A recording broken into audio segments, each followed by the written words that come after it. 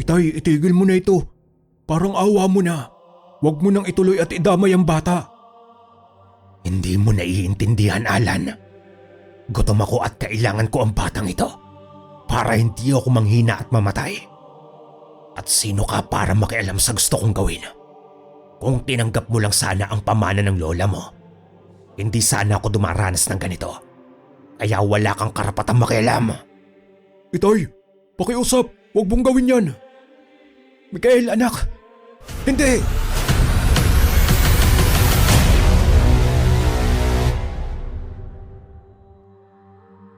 Ang kwentong mapapakinggan ninyo sa araw na ito ay hango sa tunay na buhay.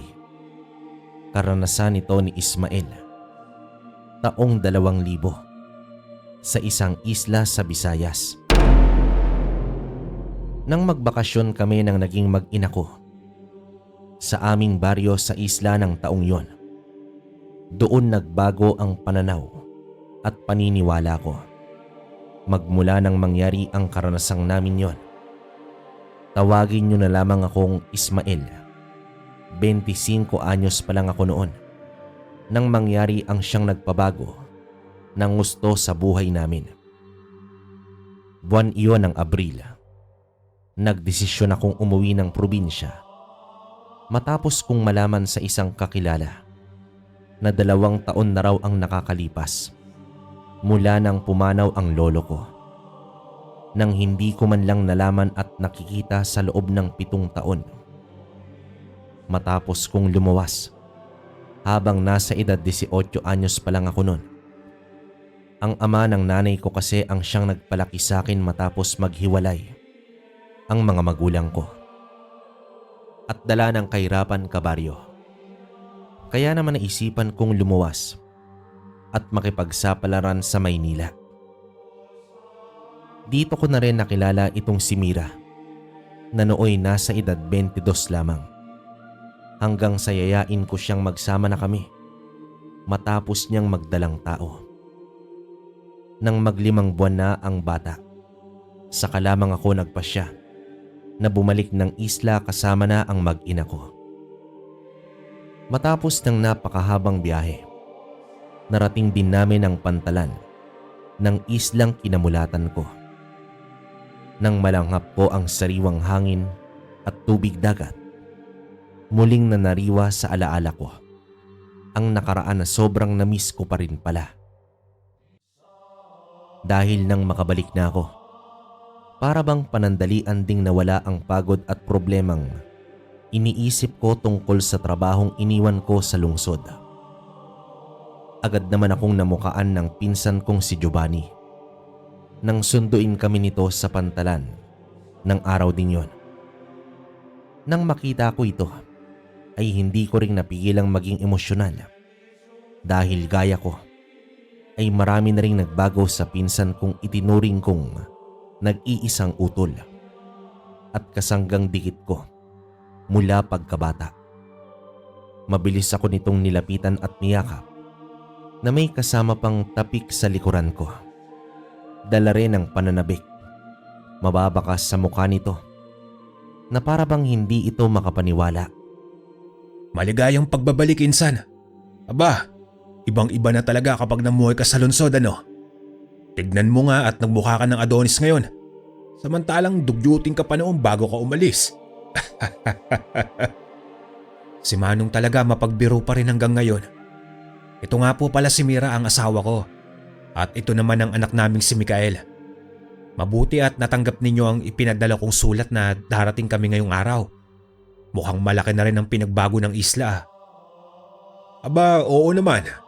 7 taong ka rin kayang nawala. Oo nga pala. Welcome sa baryo namin, Mira. Masaya akong makilala ka.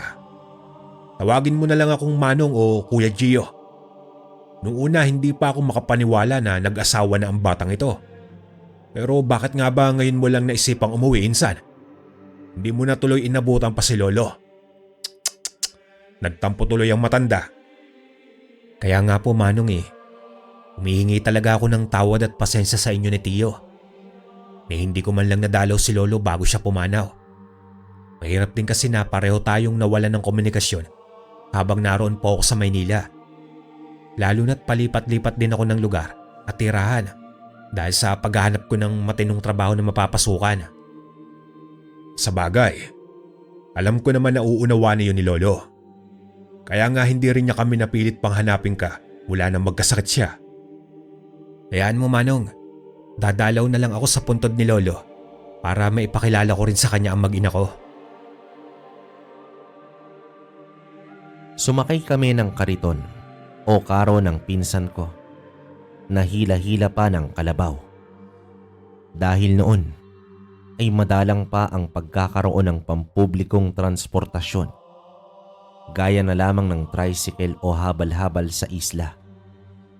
Gayong maliit na komunidad lamang ang nasasakupang lugar namin at halos wala pang patag na daanan o kalsada para bumiyahe ang pampasaherong sasakyan papasok sa baryo namin. Ngunit mula nang magkaisip ako, nakagawian na ng mga taga roon na kapag may bagong salta o bumalik na taga-baryo na nagmula sa malayo, mainit ang kanilang pagtanggap at pagkilala sa mga ito. Ang mga kapitbahay ay laging nasa labas ng kanilang mga tahanan para makiusyoso at bumati sa mga bagong dating na panauhin.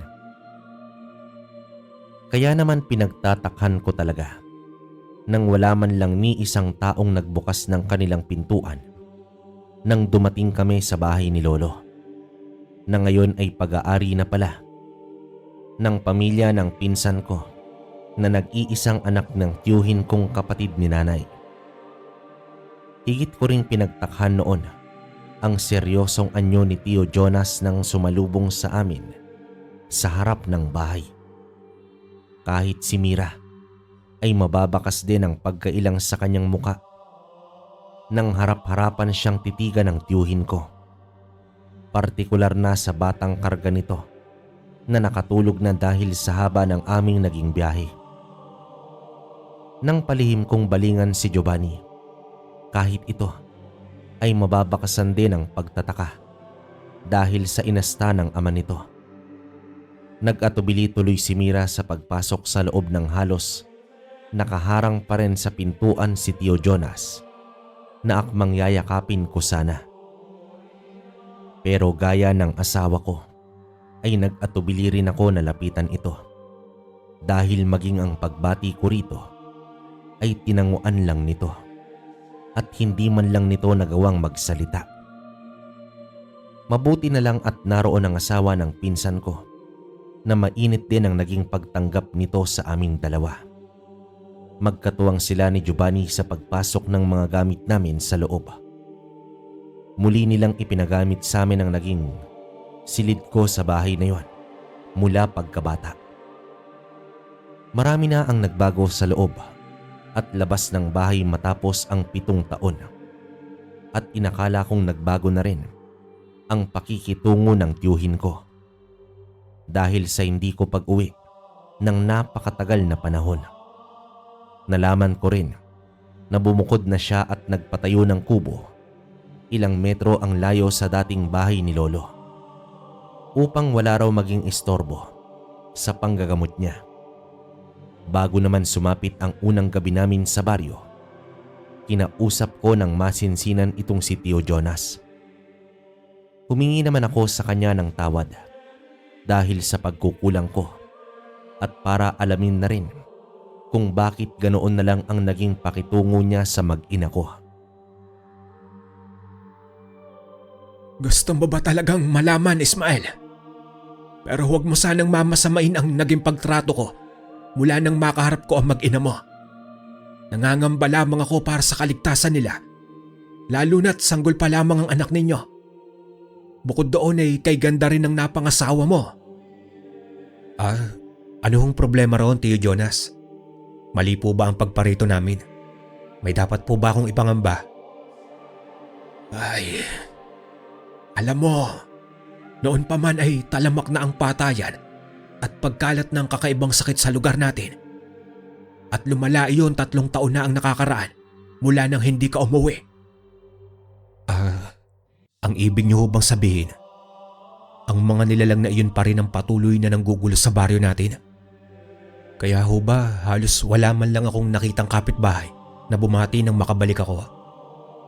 Oo, Ismael. Isa na ang mga aswang sa dahilan kung bakit tirik pa ang araw ay halos wala nang gusto pang lumabas ng kanilang mga tirahan. Lalo na sa kabilang nayo ng isla. Maraming nakapagsasabi na ang baryo natin ang siyang ginawang pugad ng mga nilalang na iyon. Bukod pa roon, maaaring isa na rin ang pamilya natin sa kanilang kinatatakutan. Tanging mga kapitbahay at siyang nakakakilala lamang sa amin ang hindi umiiwas sa pamilya natin. Dahil na rin sa kilala kong albularyo sa ating lugar at madalas sa akin sila lumalapit para magpagamot.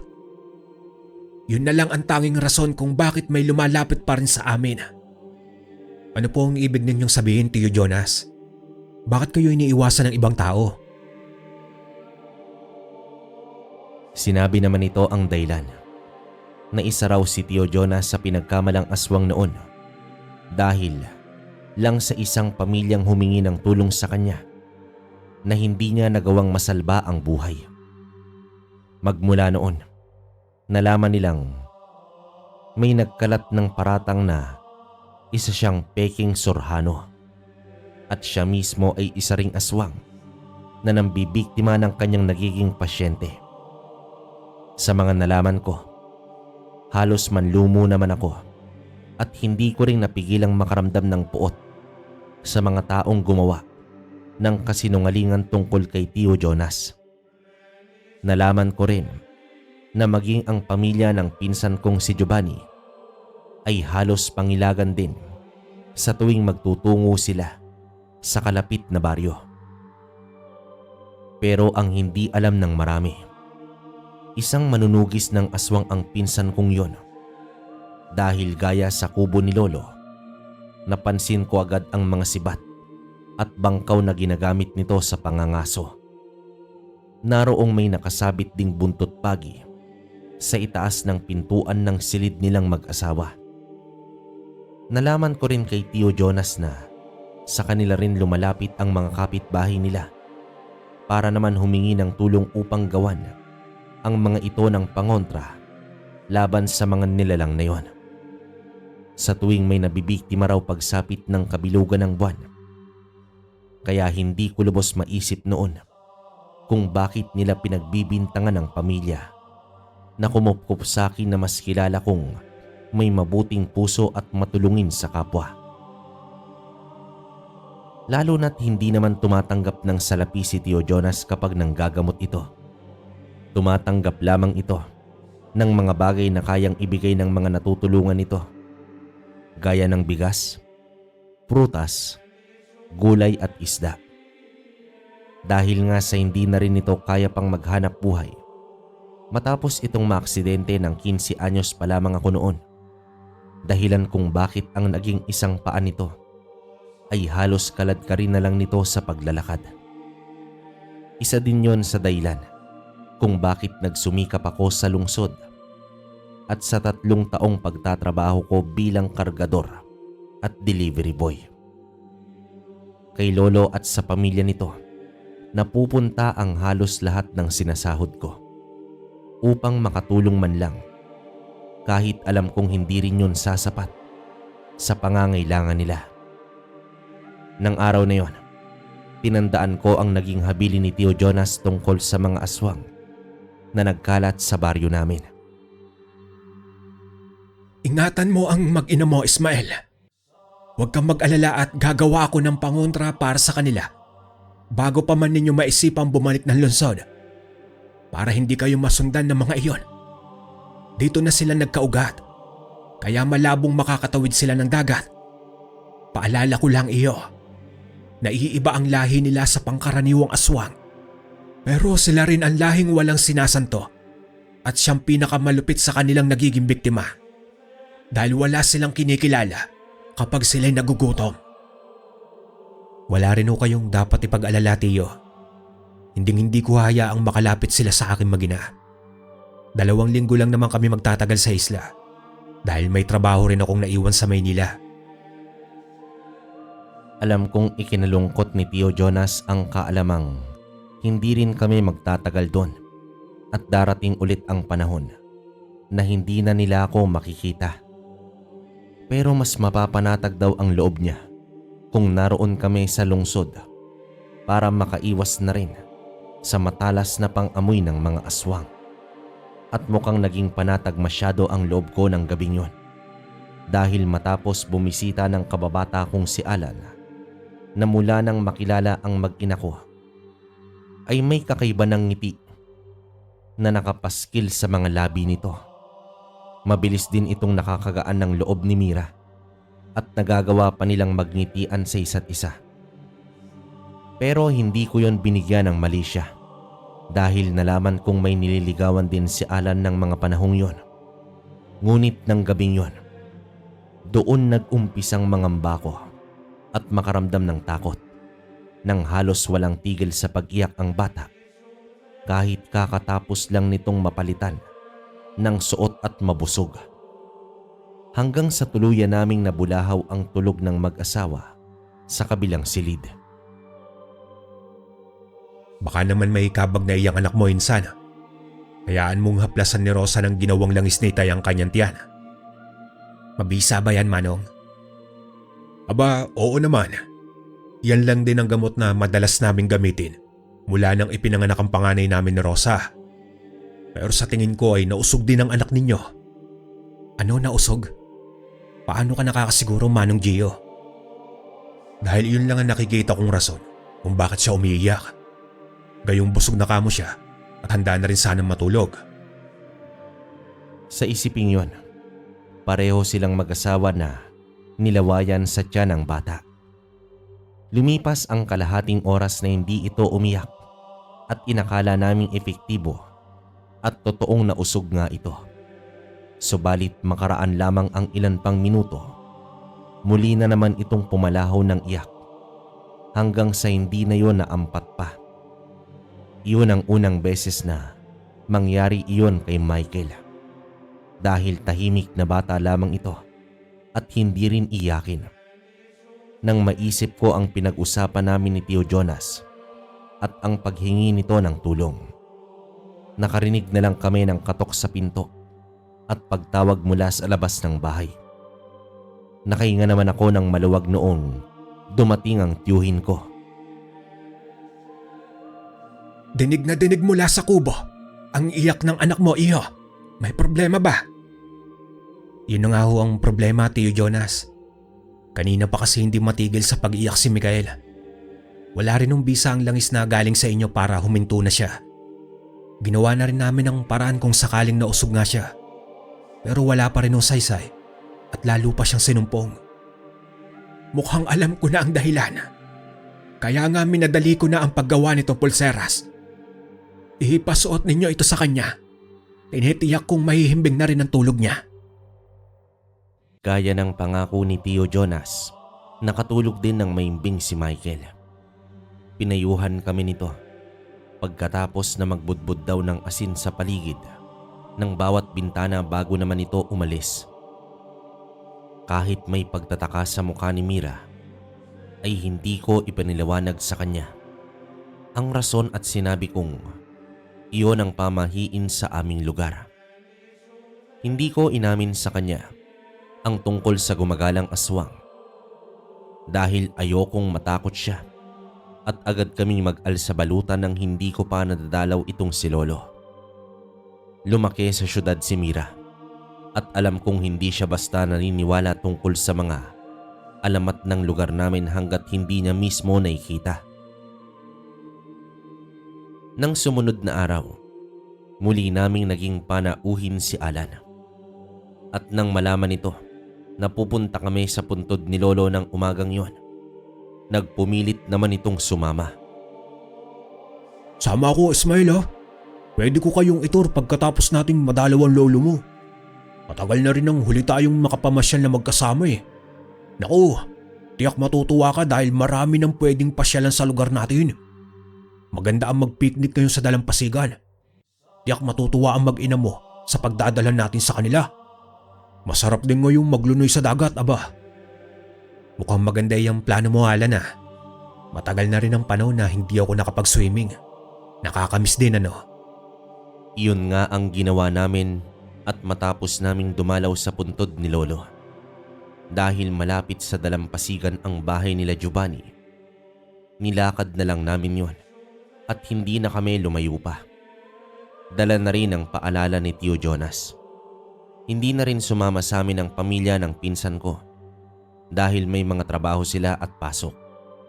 Kaya tanging si Alan lang ang sumama sa amin ng araw na yon.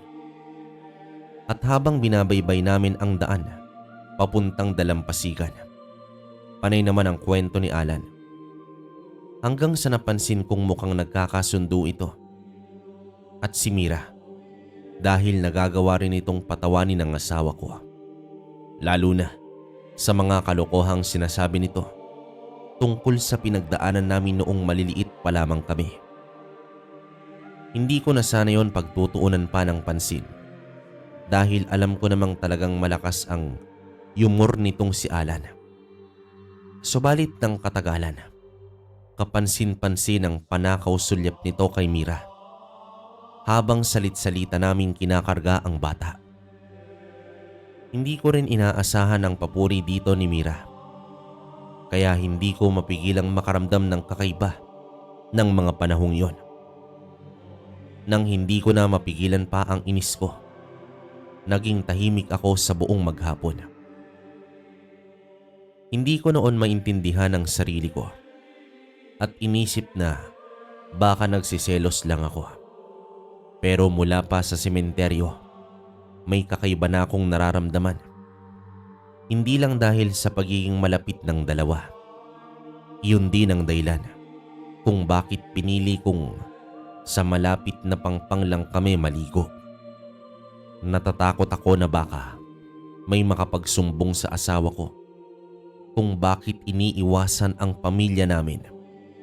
Ngunit nang naroon na, may hindi namang inaasahang nangyari.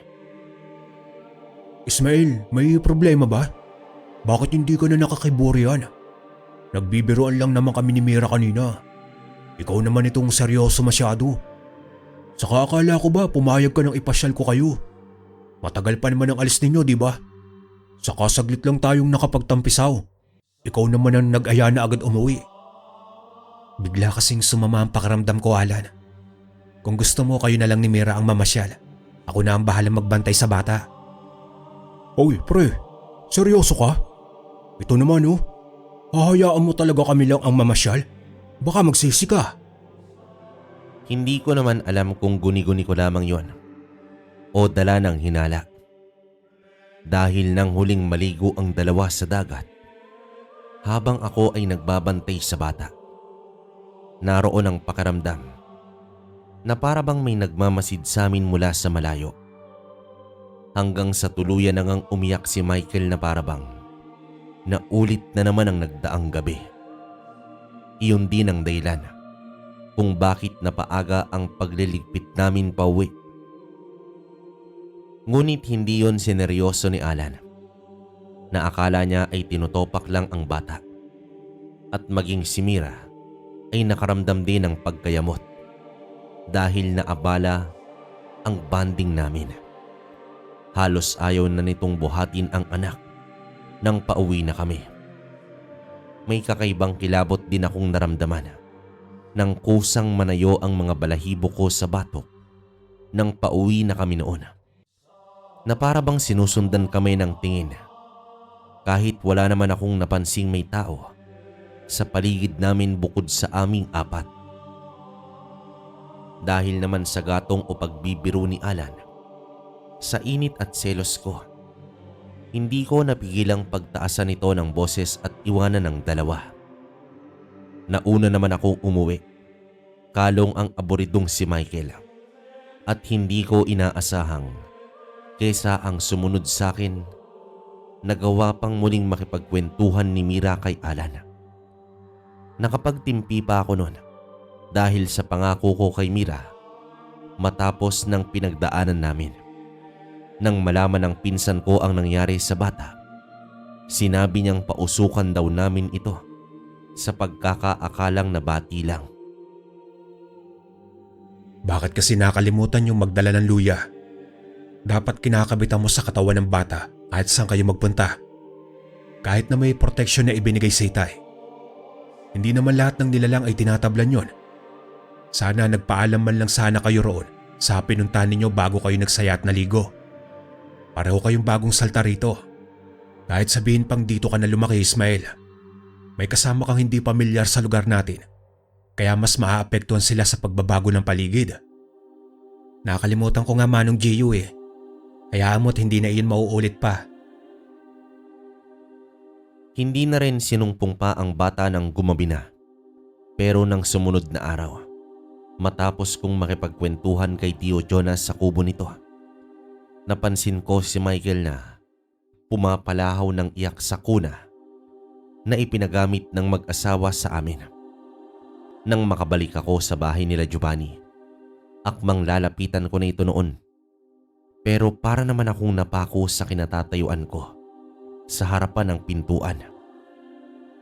Sa tabi kasi ng kuna nito, may nakatayo noong napakalaking itim na aso. Nakadungaw ito sa bata mula sa siwang ng kuna. Nakatalikod ito sa direksyon ko. Kaya naman hindi ko makita ang mukha nito. Pero sigurado naman ako na isa nga yung aso. Ipinagtaka ko lang kung kaninong alaga yon. Gayong wala namang hayop na alaga ang mga tao roon. Hindi ko na lang mawari noon kung bakit hindi ko na naman napigilang kilabutan. Patuloy ang iyak ni Michael kaya nilapitan ko na ito. Para na rin sana itaboy ang aso kung sakaling magalit ang pinsan ko na may nakapasok na hayop sa bahay nila. Subalit bago pa man ako noon makalapit, nagawang lumingon ng aso. Nagulat at kinabahan ako nang makita ko ang namumula nitong mga mata. Kakaiba ang itsura nito sa pangkaraniwang aso. Sa pag-aakalang mabangis ito, mabilis kong dinampot ang 2x2 na kahoy na siyang ginagawang pandoble sa kandado ng pinto roon. Pero mabilis nang nakaalis ang aso nang makita akong lumalapit. Dumaan ito sa kusina. Nang sundan ko, mabilis na itong nakalusot sa siwang ng pinto roon na mabilis ko ring kinandado. Nang silipin ko kung nakalayo na ang aso, nakapagtataka pa ang mabagal na pagkilos nito habang nakalingon sa direksyon ko. Hindi ko na lang yon pinansin at hinanap itong si Mira. Ngunit hindi ko lang ito mahagilap ng mga oras na yon. Walang taong naiwan sa loob ng bahay at kahit anong pagtawag ko ay walang sumasagot. Hanggang sa dumating si Giovanni mula sa labas na may bitbit na sako. Saan nga pala nagpunta si Mira, Manong Gio? Kanina pa kasi umiiyak si Mikael at mukhang gutom na ang bata. Oh, akala ko ba'y nagpaalam sa'yo? Saka kanina nakita ko si Alan na nanggaling sa kubo ni Itay. Akala ko ay ikaw ang pinuntahan nun. Alam mo naman iyon na takot iyong kay tatay eh. Hindi naman kami nagkita ni Alan. Saka si Manang Rosa pala nasaan? Akala ko magkasama sila ni Mira. Abay hindi, Ismael. Kasama ko si Rosa kanina sa pantalan. Ito nga oh, at maraming huling isda ang kapatid niya. Kaya marami kaming naiuwi. Ganoon ba? Saan naman kaya nagsuot ang babaeng yun? Oo nga pala, Ismael. Paalala ko lang sa'yo ha. Ingatan mong mabuti ang mag-ina mo. Lalo na iyang asawa mo. Napapansin ko kasing nagiging malapit si Alan sa kanya. Nako, sinasabi ko sa iyo, chick boy pa naman ang isang yon at kahit sino ay pinapatos. Totoo Manong? Paano niyo po nasabi? Akala ko kasi may nililigawan siya. Yun ang pagkakaalam ko na inamin niya. Nako Ismael, huwag kang maniwala roon. Bolero din kasi ang isang yon. Sa sinabing yon ng pinsan ko, pakaramdam ko, unti-unting bumaba ang bigat ng ulo ko sa aking dibdib. Na para bang gusto rin niyong sumikip, dinala ko na lang sa itaas ng bahay o sa silid ang bata nang makatulog ito ng tuluyan sa balikat ko. Habang kalong ko ito, halos gabi na nang bumalik si Mira at kasama na nito si Rosa. Hindi naman ako nakaalis sa tabi ni Michael dahil walang nagbabantay rito. Nang makita ko ang tuwang-tuwa na anyo ni Mira, gusto ko sana itong sumbatan dahil sa pag-iwan nito sa anak namin. Hindi man lang kasi ito nagpaalam gayong walang kasama ang bata. Hindi nito inisip na kung sakaling hindi ako nakabalik kagad, ay baka nalapa na ng aso si Michael. Ngunit hinayaan ko na lang ito sa gusto nitong gawin nang mapansin ko ang saya sa mga mata niya. Nang lumipas pa ang 2 araw na pananatili namin sa isla, lagi na naming nagiging panauhin si Alan. Hindi ko man mahuli sa mga kilos nito ang totoong layunin nito para kay Mira. Inisip ko na lang na palakaibigan lang talaga itong si Alan. At mula sa nakalipas na 2 araw ay lagi ko ring nahuhuli ang itim na asong lumalapit sa bata. Sa tuwing walang ibang taong nasa paligid nun, oras lagi yon ang paglubog ng araw. Sa tuwing lalapit naman ito ay lagi na lang umiiyak itong si Michael. Hanggang sa hindi na ako nakatiis pa at sinabi ko na yon sa pinsan ko.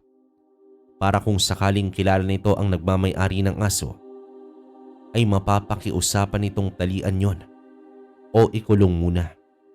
Dahil natatakot din ako noon na baka kagatin nito ang bata habang wala itong bantay. Gayong mukha pa naman itong agresibo. Aso ba ka mo? Wala naman tayong kapitbahay na may alagang aso ah. Lalo na ang kulay itim. Sigurado ka ba sa nakita mo, Ismael? Sigurado ako, Manong Gio. Saka sa tuwing nasa malapit nga ang asong yun, ay umiiyak lagi ang bata. Para bang takot na takot siya. Nako, delikado. Baka naman nagpapanggap na aso lang pala iyon.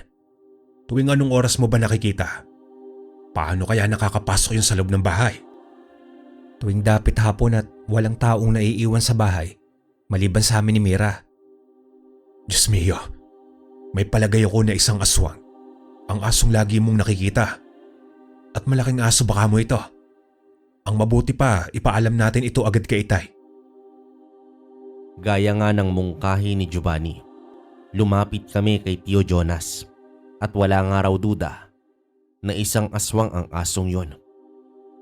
Isang malakas na lahi ng aswang dahil kahit may araw pa ay nagagawa pa rin itong magpalit anyo ng hayop. Kahit hindi kabilugan ng buwan, hindi lamang daw ito nakakalapit sa bata dahil sa suot nitong pangontra. Hindi rin ito basta maamoy ni Tio Jonas dahil sa kakaibang pamamaraan nito para lansihin ang amoy nitong humahalo sa hangin. Inamin ng mag-ama na kaya nilang maamoy ang isang yanggaw, pero kung nagmula ang aswang na yon sa sinaunang lahi, tiyak na may hirapan daw sila na malaman agad kung nasaan malapit lang ito. Kinagabihan, ginulantang na lang kami ng malakas na tili ni Mira. Nawawala ang bata sa kunang kinahihigaan nito. Lahat kami ay nabahala at nataranta. Hindi man lang kasi namin napansin na may kumuha na pala rito. Naaamoy ko sa hindi kalayuan ng isang yanggaw. Magmadali kayo. Nakatitiyak akong ito ang kumuha sa anak ninyo. Tio Jonas, ang ibig niyo bang sabihin? Pero kung isang ang aswang ang tumangay kay Miguel, bakit wala man lang kaming narinig na ingay o nakitang bakas na iniwan ito? Sigurado rin ho ba kayo na buhay pa ang bata? May kakaibang kakayahan ang aswang na kumuha sa bata, Ismael. Kaya naman kahit ang pag-iyak ng anak ninyo ay hindi natin narinig. Pero tinitiyak ko na ilalayo muna nito ang bata bago nito maisakatuparan ang gusto nitong gawin. Kami na po ang bahala, Itay. Itong bangkaw ang gamitin mo, Ismael. Habulin natin ang aswang na yon hanggat hindi pa siya nakakalayo. Walang pag-aatubiling hinabol nga namin ang tumangay kay Michael. Doon ko rin naisip ang tungkol sa aswang na nagpapanggap na aso. Pero sinabi ng pinsan ko na hindi yon ang siyang tumangay kay Michael. Dahil hindi naman yon isang yanggaw. Pero kung yun nga raw yun, maaring hindi lamang daw iisa ang makakainkwentro naming aswang sa pagkakataong iyon. Na baka raw magkasabwat o magkasama pa ang dalawa at maaring ang aswang yon ang tumangay sa bata.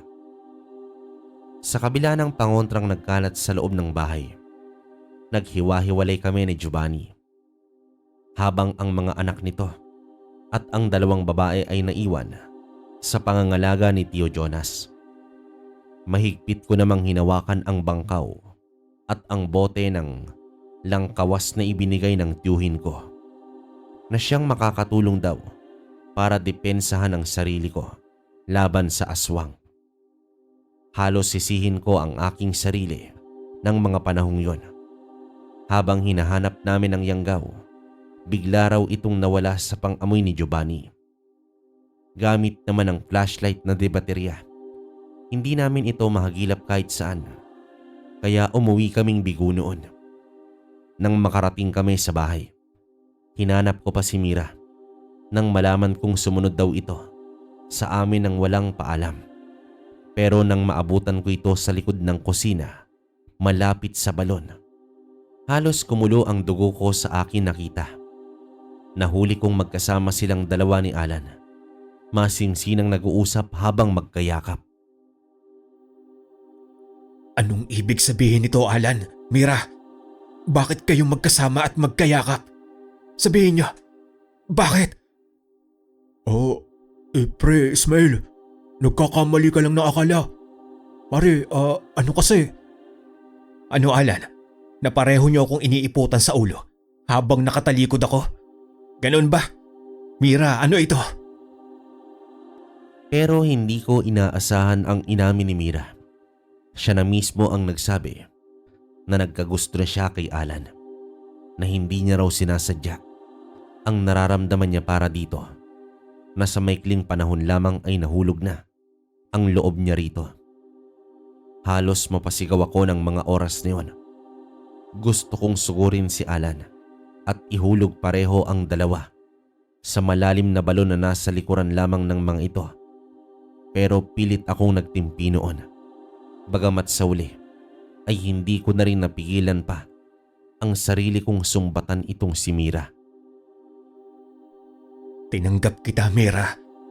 Ang buong pagkatao mo. Kahit nagmula ka pa sa putikan. Kahit na hindi ko naman talaga kadugo si Mikael. Para lang hindi ka mapahiya sa pamilya mo. Tinanggap ko kayong mag-ina at itinuring ko ring pamilya. Tapos ano? Ganito pa ang igaganti mo. Saan ba ako nagkulang? Binigay ko naman lahat sa iyo, di ba? Ang akala ko, nagbago ka na. Ismael, huwag ka na munang magsalita ng ganyan kay Mira. Tumahimik ka, Alan, dahil wala kang alam. Sobrang nag-aalala ako para sa kaligtasan ng anak mo, Mira. Tapos pagbalik ko, makikita kitang kasama ang lalaking ito. Hindi ka man lang ba nag-alala para sa anak mo? Alam mo ba kung ano ang tumangay kay Mikael? Ha, Mira? Isang aswang. At baka nga nilalapa niya na ang bata sa mga oras na ito. Tapos nagawa mo pang makipaglandian sa mga oras na ito. Oh, anong ibig mong sabihin, Ismael? Oh, aswang? Hindi, imposible. Sandali naman akong natigilan noon dahil sa naging reaksyon ni Alan, na maging si Mira ay parang natuklaw ng ahas at hindi nakagalaw sa kanyang kinatatayuan. Naging balisa kasi ito. Bigla lang hindi naming inaasahan. Akmang hahawakan sana nito ang kamay ni Mira, pero umiwas ito at lumapit sa akin habang humihikbi at nagpapaliwanag na hindi ko naman pinansin dahil kay Alan na tuon ang atensyon ko. Ano ang imposible sa sinasabi mo, Alan? Hindi ba dapat ikaw ang mas nakakaalam ng totoo? Dahil matagal kang nanirahan sa baryo. Alam mo rin kung bakit iniiwasan ng pamilya namin. Ngayon sa tingin mo, totoo pa rin bang may kinalaman ng tiyuhin ko at ang pamilya niya sa nangyayaring patayan sa lugar natin? Kung nasa paligid lang pala mismo ang mga tunay na aswang? Noong una nga gusto rin sana kitang paghinalaan kung bakit gustong-gusto mo makipagpalit sa magina ko. Yun pala ay iba ang motibo mo dahil si Mira pala ang punterya mo. Ismael, Tama na yan. Ang mabuti pa gumawa muna tayo ng paraan kung paano mababawi ang bata mula sa mga aswang na yon. Inosente ang bata. Ano man ang mangyari sa pagitan ninyo ni Mira, isantabi nyo na muna iyan. Madali lang yan sabihin, Manong. Dahil wala kayo sa kalagayan ko. Kung alam ko lang na mangyayari ang ganito, sana pala, hindi na lang kami tumuloy pa. Hindi sana mangyayari ito. Hindi sana sila nagkakilala. Hindi ko naman pinansin ang pakiusap ng pinsan ko at pagsusumamo ni Mira. Habang ito ay halos magmaluhod na sa harapan ko. Panandali ang naging blanko ang lahat sa akin ng mga oras na yon. Ngunit nang marinig namin ang iyak ng isang sanggol sa hindi kalayuan, doon lamang ako natauhan. Pero bago pa namin matunton kung saan yon, biglang nagsalita si Alan na halos manilim ang paningin ko. Hindi lamang dahil sa kadiliman ng paligid namin. Halos hindi na ako nakapagpigil pa na sugurin ito at suntukin sa muka. Pero pinigilan ako ng pinsan ko. Patawad, Ismael. Hindi ko alam. Pero nakatitiyak akong may kinalaman si tatay. Ang totoo niyan, isa siya sa pinaghihinalaan yung aswang. Ano? Tama ba ang narinig ko, Alan? Hayop ka, Alan. Kung totoo man yung sinasabi mo, hindi kita mapapatawad kung may mangyaring masama sa bata. Minahal ko yon at itinuring na anak eh. Kahit na pareho niyo pa akong niloloko. Inosente ang bata at labas na siya sa namamagitan sa atin.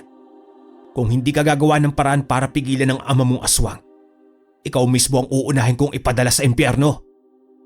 Ismael, tama na yan. Puntahan na natin sila hanggat hindi pa huli ang lahat.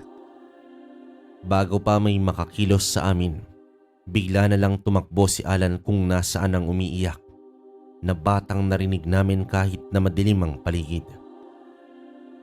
Nauna na itong sumugod doon matapos nitong muling humingi ng tawad. Nang sundan namin ito, habang halos hataki na ako ng pinsan ko, naabutan naming magkaharap ang isang itim na nilalang at itong si Alan. Nasa 4 na metro ang layo nila sa isa't isa. Habang sa hindi kalayuan ay natanaw pa namin ang itim na aso na siyang lagi kong nakikita noong una. At tama nga ang hinala namin. Magkasabwat sila ng isa pang aswang na nooy siya palang ama ni Alan. Natigilan ako habang pinapanood ko kung papaano nagmamakaawa itong si Alan sa kanyang amang si Mang Antonio. Itay, itigil mo na ito. Parang awa mo na. Huwag mo nang ituloy at idamay ang bata. Hindi mo naiintindihan, Alan. Gutom ako at kailangan ko ang batang ito para hindi ako manghina at mamatay. At sino ka para makialam sa gusto kong gawin? Kung tinanggap mo lang sana ang pamana ng lola mo, hindi sana ako dumaranas ng ganito. Kaya wala kang karapatang makialam. Itay, pakiusap. Huwag mong gawin yan. Mikael, anak. Hindi. Pare-pareho kaming napako sa aming kinatatayuan at tinakasan ng kulay sa muka. Nang masaksiyan namin ang akmang pagkagat ni Mang Antonio sa leeg, ay pumalahaw na ang sanggol sa anyong kalahating aswang. Pero hindi ko inaasahang mabilis na kikilos itong si Giovanni. Hindi namin namalayan ang paglapit nito sa likuran ng aswang. Matapos nitong patayin ang hawak nitong flashlight, hinuli niya ito sa leeg at walang pakundangang isinubo ng padaskol sa bibig nito ang isang bugkos ng binalatang bawang na ibinabad sa asin.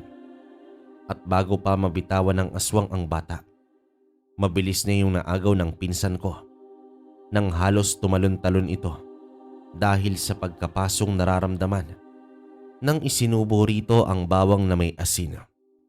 Mabilis na lumayo rito si Giovanni habang karga ang bata. Samantala, pinipilit naman ni Mang Antonio na dukutin ang mga bawang na nasa bibig nito habang pilit nitong iniluluwa ang pumasok na bawang sa lalamunan nito. Ang, ang bibig ko. Ang lalamunan ko. Parang nasusunog. Anong ginagawa mo? Hindi kita mapapatawad. Kitang-kita namin kung papaano umusok ang bunganga nito. Pero umabot lamang yon ng ilang segundo dahil mabilis itong sumugod sa kinaroroonan ni Giovanni na may hawak sa bata, na para bang wala man lang epekto rito ang ginawa ng pinsan ko. Kaya yon ang sinamantala kong pagkakataon para isaboy rito ang langkawas na dala ko bago pa man ito tuluyang makalapit sa dalawa. Lalo naman itong pumalahaw dahil sa sobrang sakit ng pagkalapnos ng balat nito. At kung una ay gusto pa sana nitong sumugod, nagpasya ito sa uli na tumakas na lang. Pero mabilis namin itong sinundan ni Alan na patuloy na tinatawag ang ama upang pakiusapan ito na tumigil na. Sa ilang minutong paghahanap namin, natagpuan ko na lang pareho na naming sinusundan ni Alan ang tunog ng malakas na ungol na nagmumula sa kakahuyan.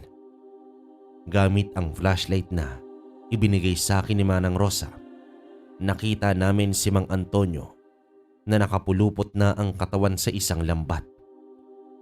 Napag-alaman naming nahulog ito sa isang patibong. Nagwawala ito ng halos hindi na nito magawang gumalaw pa. Bigla itong bumalik sa pagiging kalahating tao at halimaw nang magsalita ito. Ano pa ang ginagawa mo, Alan? Tulungan mo akong makaalis dito. Mga walang hiya kayo. Hintayin yung makatakas ako at iisa-isahin ko kayong kakainin. Tay, tumigil ka na. Huwag na kayong lumaban pa. Nakikiusap ako sa inyo. Hangal, isa kang traidor sa pamilya. Kung hindi mo ko tutulungan dito, kalimutan mo nang may ama ka. Kasalanan mo ito. Tay, matagal ko nang kinalimutan na naiiba ang pamilya natin. Ayoko maging katulad ng lahi ninyo. Kaya hindi ko tinanggap ang itim na bato na simbolo ng pagiging aswang ni Lola. Dahil gusto kong mamuhay ng normal. Kasama ang babaeng gusto kong makasama hanggang pagtanda. At ang batang gusto niyo lang namang gawing hapunan ay ang anak ng babaeng gusto ko. Lalabanan ko kayo kung kinakailangan kung hindi pa kayo titigil. Nahihibang ka na, Alan. Isa kang hangal para gustuhin ng isang maruming babae. Nariyan ang anak ng tiyahin mong si Marina. Malinis at karapat dapat para magparami ng lahi natin. Tapos papatol ka lang pala sa isang tayong may sabit pa. Hangal. Hangal na po kung hangal, Itay. Pero sa maniwala kayo at sa hindi, minahal ko na ng tuluyan si Mira. Anong sinabi mo, Alan? Tama ako nang narinig, Ismael. Patawad, pero hindi ko napigilan at sinasadya ang nangyari. Huwag mo sanang sisisihin si Mira sa namagitan sa amin. Nalaman ko rin na hindi naman pala kayo tunay na mag-asawa. Hayop ka, Alan. Mas masahol ka pa pala sa tatay mong aswang. Humalakhak naman ng malakas itong si Mang Antonio dahil sa mga sinabi ko. Para itong nabuhayan ng loob, pero bago pa ito tuluyang magsaya dahil sa nakikitang paghihirap ko, mabilis ko itong nilapitan at walang pagdadalawang isip na itinarak sa katawan nito ang hawak kong bangkaw o sibat. At halos manggigil pa ako, kaya paulit-ulit ko yung binunot at sinaksak kay Mang Antonio. Kahit halos magtalsika na sa mukha ko ang maruming dugo na nagmula rito. Sumigaw naman si Alan at pilit akong inawat. Subalit huli na ang lahat. Bumagsak sa katahimikan ng gabi ang alingaw-ngaw ng pagsigaw ni Mang Antonio sa anyong aswang. Dahil siguro hindi matanggap ni Alan ang ginawa ko sa ama niya, nagawa ako nitong suntukin sa panga, kung kaya't nakipagsuntukan na rin ako sa kanya ng tuluyan. Para na rin mailabas ang lahat ng hinaing ko at galit sa ginawa nilang mag-ama sa itinuring kong mag-ina. Hindi kita mapapatawad, Alan. Dahil pareho yung sinira ng ama mo ang pamilyang binuo ko at iningatan. Kaya tama lang ang ginawa ko sa aswang mong ama. Hindi rin kita mapapatawad, Ismael. Tandaan mo, hindi ka magiging masaya. Dahil kung nakuha ko ang loob ng asawa mo, magtatagumpay ako ulit na gawin niyan sa'yo anumang paraan. Nagawa pang humalakhak ni Alan na parabang nababaliw na. Pero hindi ko ito pinansin at patuloy lang ang suntukan naming dalawa. Kahit halos mabalian na kami, pareho ng mga ngipin at butos sa katawan. Hanggang sa dumating sila Giovanni, kasama ang ilang katao na may kanya-kanyang dalang sulok. Inawat nila kami at dinampot nilang pareho ang mag-ama.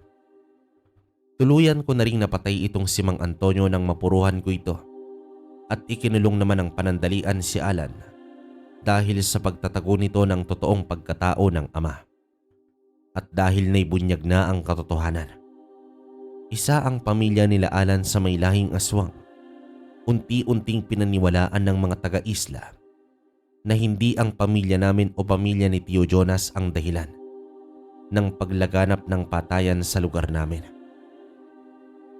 Nagpasalamat din ako kahit nasa kabila ng lahat ng nangyari.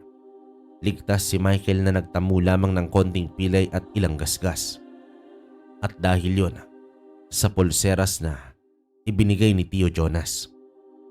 Ngunit malaking palaisipan pa rin sa amin kung sino ang nagpangpanggap na asong itim. Matapos malaman ng taga-baryo ang tungkol doon, naisipan na rin nilang gabi-gabi na magronda para tuluyang masugpo ang kinakatakutang nilalang na taga roon. Sa tulong ng pinsang kong si Giovanni, nabawasan ang takot ng mga tao. Ngunit hindi ang puso kong sugatan ng mga panahong yon dahil tuluyang ding nasira ang tiwala ko kay Mira matapos ng kanyang ginawa. Kahit na pinagsisihan niya yon ang malaman niya ang tungkol sa pagkatao ng pamilya ni Alan, lumuwas kami at muling tumungo ng lungsod. Hindi upang magbagong buhay, kundi para ibalik ang mag-ina sa pamilya nito. Nangako na lamang ako ng sustento para sa bata, na kahit hindi ko naman talaga yon obligasyon dahil katulad lang din si Mira ng aking ina. Mapaghangad at piniling maghabol sa hindi karapat-dapat na lalaki. At totoo nga na ang tiwala ay mabilis masira kung ito'y aabusuhin lang. Wakas.